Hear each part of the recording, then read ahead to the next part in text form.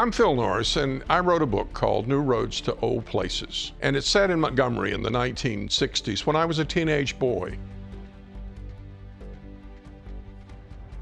Let's go back to November of 1962.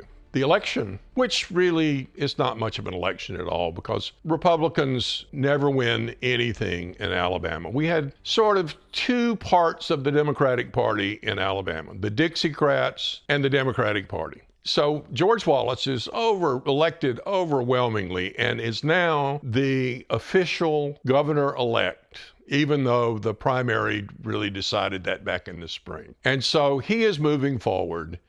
And he is starting to ramp up his segregationist following.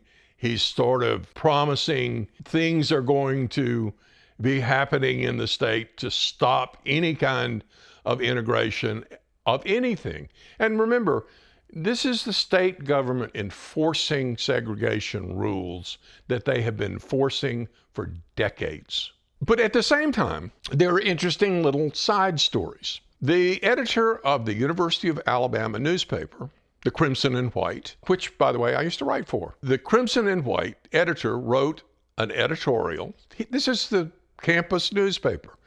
And he said, we should admit black people to all schools in Alabama. And the president of the University of Alabama hired 2 bodyguards to be with this guy for several weeks because he wasn't going to have him threatened. But Wallace is getting all the attention from the media, but there are little things happening like this out there. And Wallace goes to Mississippi, and he gives a speech to 2 groups. He gives two speeches. One is to the Mississippi legislature, which invited him to come and talk about integration. Now, remember, Ole Miss has now been integrated. And Wallace stands up there and says it's not going to happen in Alabama. And the other speech he gives is to the White Citizens Council. Now, those of you that don't know your history about the White Citizens Council, these were sort of the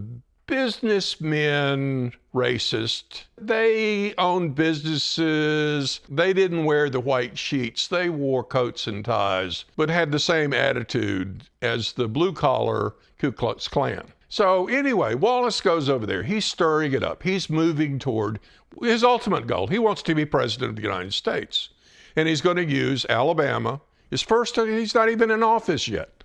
And he's going to use Alabama as a stepping stone to doing this. The U.S. Senator ran in this election in the spring, whose name was Lister Hill, who had been in the U.S. Senate representing Alabama for decades. He only wins the election by 6,000 votes. So this is the first time a Republican has ever even come close. What did the Republican run on? He ran on a strict segregationist policy, and it got him a lot of votes. It didn't get him the majority of the votes, but it got him a lot of votes. And that's part of what we're talking about here. There were 2 sides to this. There were people that wanted to get on with let's get over this segregation thing, and there were people that were willing to kill to keep it. Where are we in the novel in November? The ministerial students at his new school. By the way, it's a high school and a college, and it's a 2-year college, but it's a 4-year college for ministerial students that want to be preachers. They want to convert Pip Cooper, whose family are all believers. But Pip, nope, he's not, because he goes his own way. The ministerial students have selected Roy Harper Jr. to bring Pip over to the New Roads theology. But guess what? Pip's not having it.